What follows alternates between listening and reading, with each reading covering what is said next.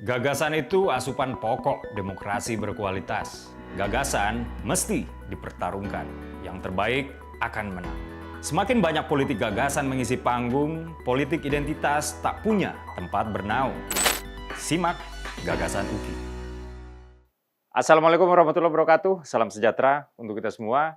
Om Swastiastu, Namo Buddhaya, salam kebajikan. Teman-teman, sebetulnya peristiwa penggeledahan Cafe The Clan di Cipete dan juga rumah milik Jampitsus yang baru hari ini ya diakui rumah tersebut adalah milik beliau, itu sebetulnya cukup menarik perhatian saya. Tapi saya harus komit untuk mengawal Pak Jokowi, ya, mengawal kebenaran, melawan kebatilan yang udah berlangsung 1,5 tahun, yaitu dugaan fitnah ijazah Pak Jokowi. Jadi kemarin kita sama-sama dengar ya bahwa Ibu Tifa sudah melakoni sidang eksepsi atau sidang di mana Ibu Tifa sebagai terdakwa melawan dakwaan para jaksa. Nah, pada kesempatan kali ini Ibu Tifa dijerat ya dengan pasal berlapis, termasuk di dalamnya pencemaran nama baik dan manipulasi data digital. Nah, dalam pembelaannya Ibu Tifa menganggap bahwa dakwaan jasa memiliki beberapa error. Tapi sebelum masuk ya ke dalam materi pembelaan, saya mau komentar sedikit nih soal statement Ibu Tifa waktu press conference setelah sidang. Ya, jadi Ibu Tifa bilang, kasus yang menjeratnya itu cerminan bahwa bangsa ini sedang mengalami krisis multidimensional. Capek banget. Perlawanan hukumnya nggak seberapa ya, tapi drama telenovelanya itu lebay banget. Kita bahas perlawanan hukumnya sebentar lagi nih. Jadi sekarang ini kenapa drama telenovelanya lebay? Jadi mungkin teman-teman yang udah berusia 40 tahun ke atas pernah ya familiar dengan istilah ini. Istilah yang sering dipakai pada tahun 99 sampai awal 2000-an. Saat itu bangsa ini sering disebut mengalami krisis multidimensi. Saat itu berawal dari krisis moneter, menjalar ke krisis ekonomi, ya di mana negara nggak bisa bayar gaji pegawai dan pengeluaran lainnya, lalu berdampak kepada ekonomi secara keseluruhan, menjalar lagi ke krisis politik yang menumbangkan rezim Soeharto, kemudian terjadi krisis sosial di mana chaos terjadi, di mana banyak terjadi penjarahan, pembakaran, dan lain sebagainya. Nah, itulah krisis multidimensi, teman-teman. Saat ini yang dihadapi oleh Ibu Tifa ini apaan? Cuma seorang warga negara yang disangkakan lalu didakwa melakukan tindakan melawan hukum, sementara di luar sana ya politik stabil-stabil aja. Orang dagang ya dagang aja. Pasar dan pusat perbelanjaan ya beroperasi seperti biasa. Jadi nggak usah lebay gitulah Bu Tifa. Kayaknya bukan bangsa ini yang krisis multidimensi, tapi Anda yang berdelusi. Nah, masuk ke pokok perkara. Jadi dalam sidang eksepsi, pengacara Tifa itu sebetulnya nggak ngebela apa-apa. Cuma dia merasa sidang ini keliru, maka jangan dilanjutkan. Wah, gayanya sih selangit ya. Tapi pembelaannya bukan yang ngebela diri, malah ingin mengakhiri. Jadi kubu Tifa merasa bahwa pertama, yang dia sebut ijazah palsu itu bukan ijazah analog, melainkan ijazah yang beredar di internet. Kedua, Pengadilan Jakarta Timur tidak berwenang mengadili perkara dan lain sebagainya, sehingga harusnya semuanya batal lah demi hukum. Kurang lebih seperti itu. Soal poin pertama ini nih, kan udah dibilang sejak dulu ya, bahwa Anda itu ngapain juga koar-koar bahwa ijazah Pak Jokowi palsu, kalau Anda sendiri nggak punya dasar pembuktian.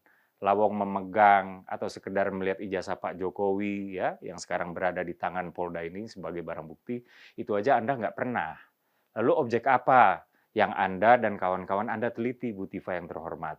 Sampai Anda berkali-kali di muka publik menyimpulkan ijazah Pak Jokowi itu palsu.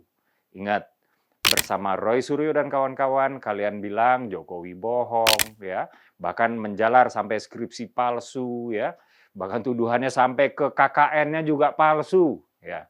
Beredar juga kalian kemudian bilang bahwa Pak Jokowi cuma punya gelar DRS atau sarjana muda yang setingkat D3. Sekarang kalian mengelak memakai argumen yang sejak dulu sebenarnya sudah melawan kalian sendiri.